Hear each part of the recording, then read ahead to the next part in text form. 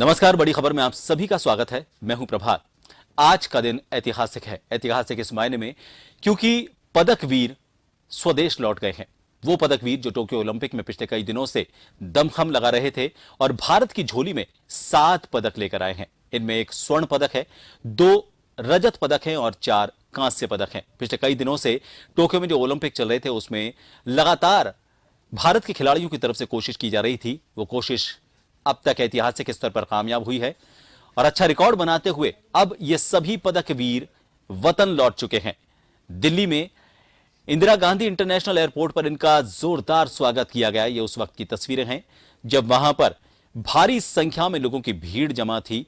ढोल नगाड़ों के साथ, बैंड बाजों के साथ, वतन के नारों के बीच में इन सभी का जोरदार स्वागत किया गया। ये सभी खेलों के महाकुंभ टोक्यो ओलंपिक से लौटे हैं। देश का नाम रोशन करने वाले खिलाड़ियों की अब घर वापसी हो चुकी है। इनके स्वागत के लिए लोगों का हुजूम उमड़ पड़ा। दिल्ली के अशोका होटल में फिलहाल पदक वीरों और अन्य खिलाड़ियों का सम्मान समारोह शुरू होने वाला है। बता दें, भारत ने टोक्यो ओलंपिक में कुल 7 पदक जीते हैं। यह ओलंपिक में भारत का अब तक का सर्वश्रेष्ठ प्रदर्शन है। जेवलिन थ्रो में नीरज चोपड़ा ने गोल्ड जीता है। अब इसके अलावा भारत के खाते में 2 सिल्वर आए हैं, वहीं 4 ब्रॉन्ज भी भारत के खाते में आए हैं। कई सालों बाद भारत की सोने के तमगे की भूख नीरज चोपड़ा ने शांत की है और उन्होंने जेवलिन थ्रो में गोल्ड मेडल हासिल किया है। आपको बता दें कि दिल्ली एयरपोर्ट पर भारी संख्या में इन खिलाड़ियों के परिवार के लोग, इनके रिश्तेदार और उसके अलावा आम लोग भी काफी संख्या में इकट्ठा हो गए। सुबह से ही वहां पर भीड़ जुटना शुरू हो गई थी। इनका बेसब्री से इंतजार किया जा रहा था और जैसे ही इन्होंने भारत की जमीन को छुआ वैसे ही लोगों का उत्साह चरम पर पहुंच गया। एयरपोर्ट से बाहर निकलते ही लोगों ने इनको अपने कंधों पर उठा लिया और इनका जोरदार ढोल नगाड़ों के साथ, भारत माता के जयकारों के साथ स्वागत किया। आपको बता दें, टोक्यो में ओलंपिक का खेल खत्म हुआ है, खेलों का महाकुंभ खत्म हुआ है। अब सभी खिलाड़ी अपने वतन की तरफ लौट रहे हैं और ऐसे में भारत के ये 7 पदक वीर भी अब देश लौट आए हैं।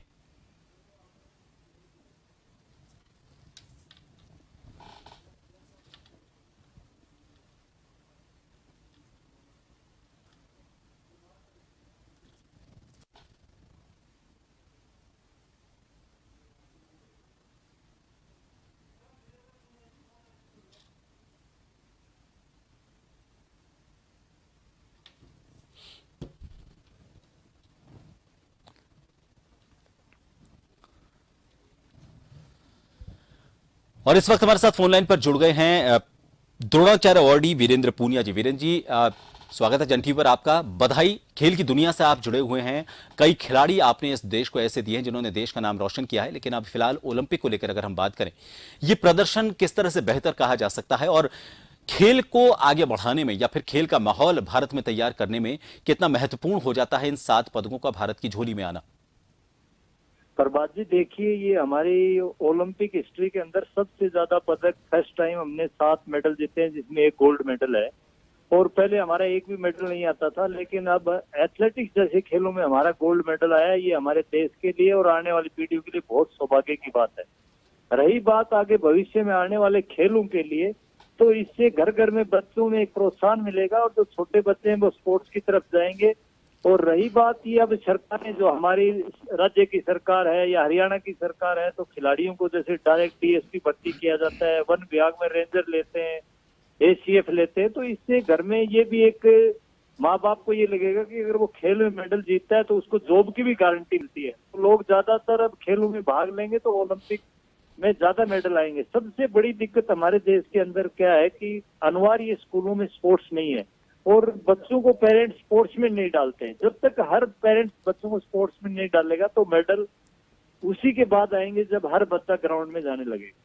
जी वीरेंद्र जी, आपको नहीं लगता कि फिलहाल जो खेल हैं वो जब हम इंटरनेशनल लेवल पर किसी कंपटीशन में जाते हैं तो वहां पर सिर्फ शारीरिक प्रदर्शन या फिर ये कहें कि हम सिर्फ ताकत का खेल नहीं होता, उसके अलावा एक माइंड गेम साथ में चलता है। इस ओलंपिक में भारत के खिलाड़ियों ने जिस तरह का प्रदर्शन किया है उस माइंड गेम को भी उन्होंने साथ में खेला, चाहे हम कुश्ती की बात करें या फिर हम बात करें जेवलिन थ्रो की, जिसमें हमने गोल्ड हासिल किया। शुरुआत में ऐसा लंबा अटेम्प्ट किया 86 मीटर के पार का कि उसने दबाव बनाया बाकी सभी खिलाड़ियों पर। तो अब हमें तकनीक में और इस तरह के खेलों में, प्रशिक्षण में इस तरह के सुधार की अब जरूरत महसूस हो रही है कि हमें आगे अब खेलों के साथ साथ इस तरह का प्रशिक्षण भी इन खिलाड़ियों को देना चाहिए।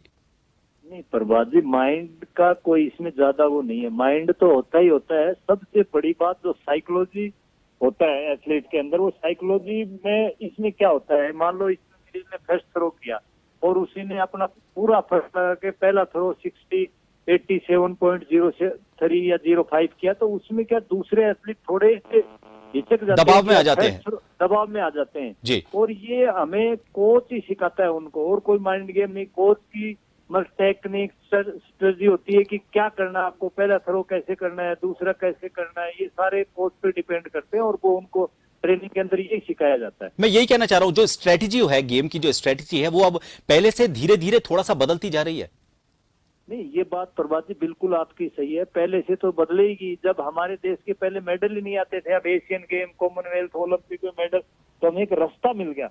जब तक कोई रास्ता नहीं मिलता तो दूसरे लोग उस रास्ते पे जाना बड़ा मुश्किल होता है। आप मान लो कहीं पहाड़ पे भी एवरेस्ट पे चढ़ रहे हो, 5 लोग एवरेस्ट पे चढ़ गए तो लोग पीछे 100 चढ़ जाते हैं।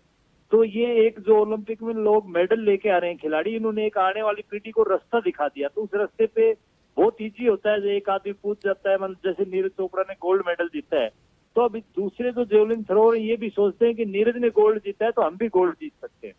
जी वीरेंद्र जी, एक और चीज मुझे लगता है कि आने वाली पीढ़ी के लिए बहुत अच्छे कोच भी हमें मिल गए हैं। ये सभी खिलाड़ी आने वाले वक्त में उस पीढ़ी को तैयार करेंगे, क्योंकि इन्होंने उस माहौल को देखा है, इनको पता है कि जीत किस तरह से हासिल की जाती है।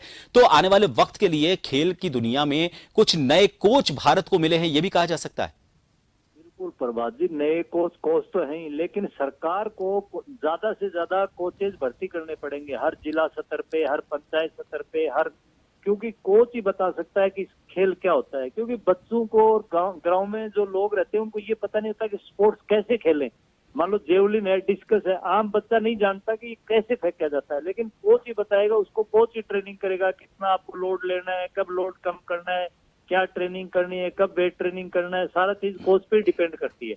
लेकिन कोचों की कमी है हमारे देश में, और राजस्थान में तो बहुत ही कमी है, क्योंकि हरियाणा अकेले में देख लो, लगभग छोटा सा स्टेट है, वहाँ 700-800 कोच हैं, जबकि हमारे यहाँ सिर्फ 97 कोच है। जी वीरेंद्र जी, आपने खिलाड़ियों से बात की होगी, आपके साथ जो कोचिंग लेते हैं या फिर आपसे जुड़े हुए जो राजस्थान के पहले खिलाड़ी रहे हैं, जैसे ही ये जीत हासिल की है उसके बाद उन खिलाड़ियों की प्रतिक्रिया किस तरह की रही है, और खेलों की तरफ उनका जो आकर्षण है कितना बढ़ा है, या फिर जो खिलाड़ी नहीं है और खेल की तरफ जाना चाहते थे, अब वो थोड़ा सा और मुखर हुए हैं और थोड़ा सा उनमें खेल की तरफ जाने की जो इच्छा है वो और बढ़ी है इस उपलब्धि के बाद। प्रभात जी देखिए, हमारे देश में जब 82 में एशियन गेम हुआ, उसके बाद एक खेलों की नई क्रांति आई, उसके बाद 2010 कॉमनवेल्थ से जो हिंदुस्तान के हुआ, उसके बाद घर घर में लड़कियां, पहले लड़कियां नहीं खेलती थी, अब घर घर में लड़कियां खेलने लगी।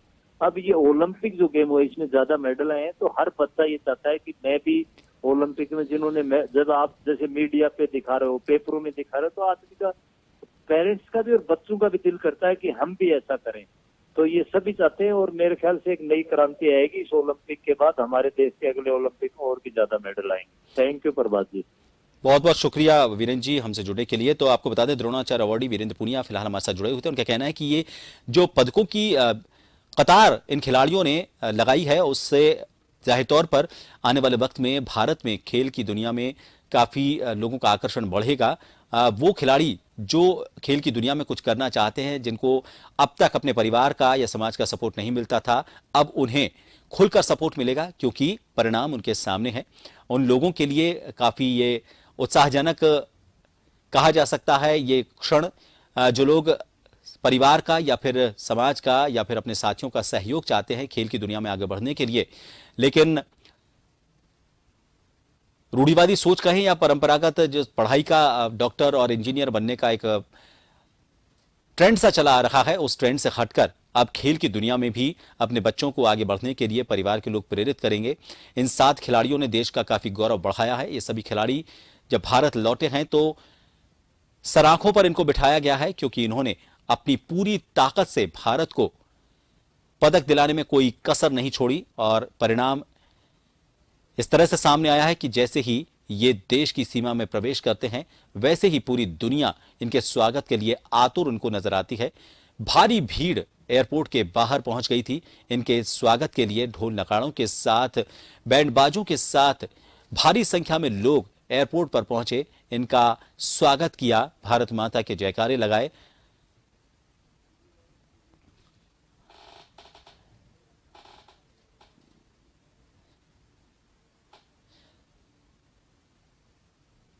अब इनका इंतजार किया जा रहा है इनके परिवार वालों की तरफ से।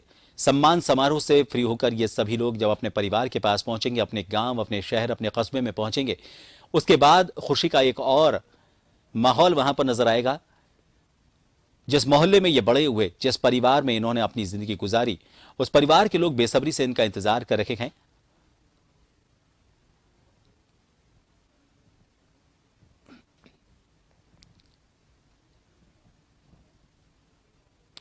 तो भारत ने टोक्यो ओलंपिक में 7 पदक जीते हैं, जो किसी भी ओलंपिक का भारत का अब तक का सर्वश्रेष्ठ प्रदर्शन है। इससे पहले भारत ने 2012 के लंदन ओलंपिक में 6 पदक जीते थे। इस बार भारत के खाते में गोल्ड मेडल भी आया है और इसे जेवलिन थ्रो में नीरज चोपड़ा ने हासिल किया है। नीरज से पहले 2008 में अभिनव बिंद्रा ने शूटिंग में स्वर्ण पदक जीता था। दिल्ली एयरपोर्ट पर पहुंचने के बाद सभी खिलाड़ी दिल्ली के अशोका होटल पहुंचे। यहां सभी पदक वीरों और अन्य खिलाड़ियों का स्वागत खेल मंत्रालय, स्पोर्ट्स अथॉरिटी की तरफ से किया गया। भारत ने इस बार तीनों श्रेणी में ही मेडल जीते हैं और ऐसे में स्वागत भी भव्य हुआ है। आपको बता दें कि नीरज चोपड़ा ने जेवलिन थ्रो यानी कि भाला फेंक में गोल्ड जीता है। रवि दहिया ने रेसलिंग में सिल्वर, मीराबाई चानू ने वेटलिफ्टिंग में सिल्वर, पीवी सिंधु ने बैडमिंटन में ब्रॉन्ज, लवलीना बोरगोहेन ने बॉक्सिंग में ब्रॉन्ज, बजरंग पूनिया ने रेसलिंग में ब्रॉन्ज और पुरुष हॉकी टीम ने भी ब्रॉन्ज जीता है। वहीं दिल्ली एयरपोर्ट पर टोक्यो ओलंपिक के पदक विजेताओं के स्वागत के लिए उनके समर्थक और परिजन सुबह से ही इकट्ठा होना शुरू हो गए थे। मिठाइयों के दौर शुरू हुए, नाच गाना शुरू हुआ। बता दें, खेलों का महाकुंभ टोक्यो ओलंपिक समाप्त होने के बाद भारत के पदक वीर वतन लौट आए हैं। देश का नाम रोशन करने वाले खिलाड़ियों की घर वापसी हुई है। नीरज चोपड़ा ने देश में पहुंचते ही गोल्ड मेडल अपने पिता को समर्पित करते हुए उनके गले में यह गोल्ड मेडल डाला है। लोगों का हुजूम उमड़ पड़ा है। दिल्ली के अशोका होटल में पदक वीरों और अन्य खिलाड़ियों का सम्मान किया जा रहा है। भारत ने टोक्यो ओलंपिक में पहली बार 7 पदक जीते हैं।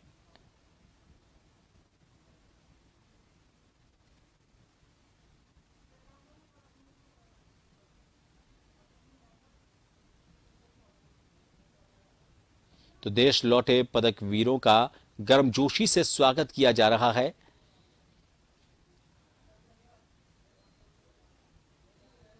सभी ने केक काटकर इस जीत को सेलिब्रेट किया है। अशोका होटल की ये तस्वीरें आप देख पा रहे हैं।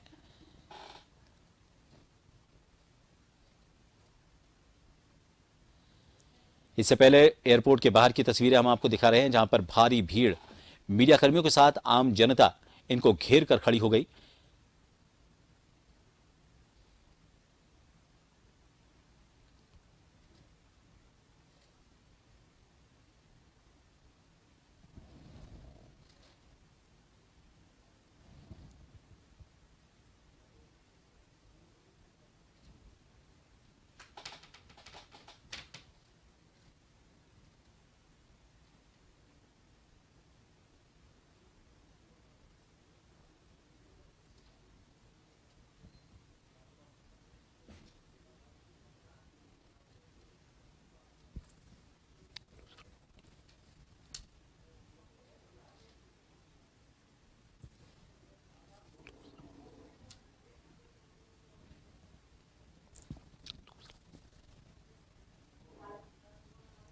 गोपाल सैनी है ना।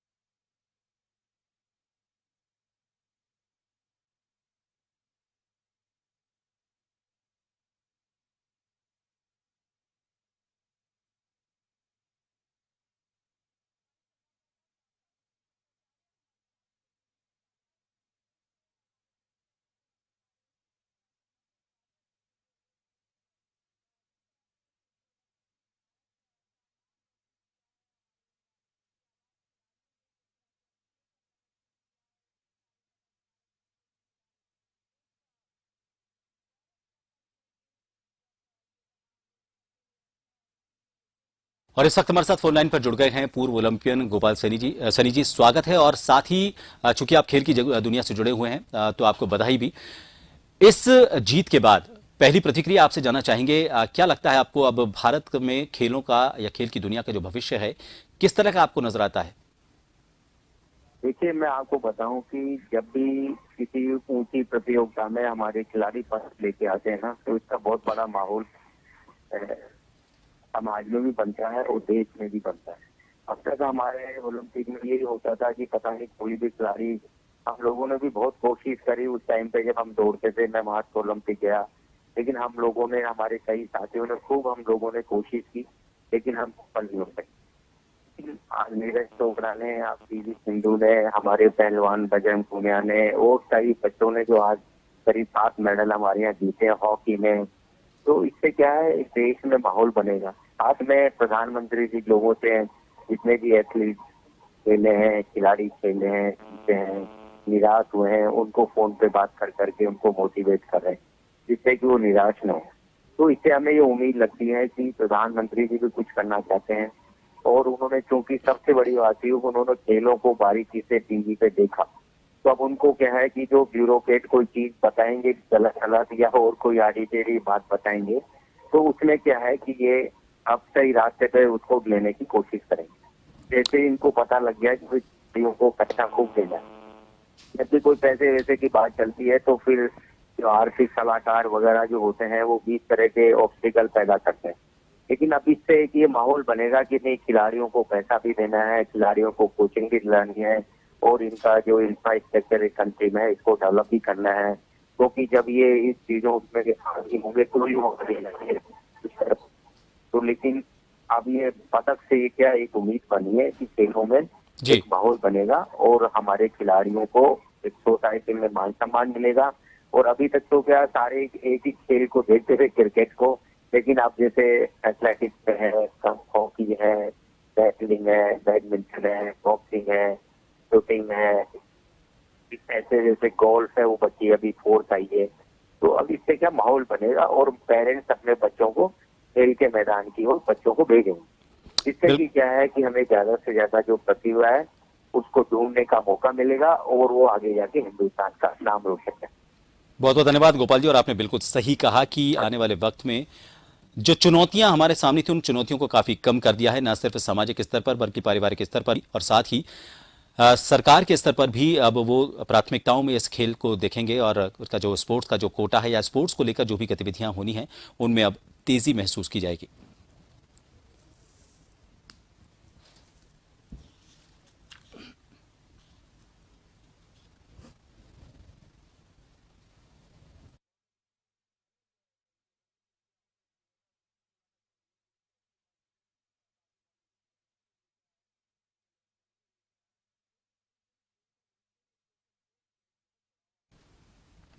तो फिलहाल के लिए बड़ी खबर में इतना ही। मुझे दीजिए इजाजत। नमस्कार।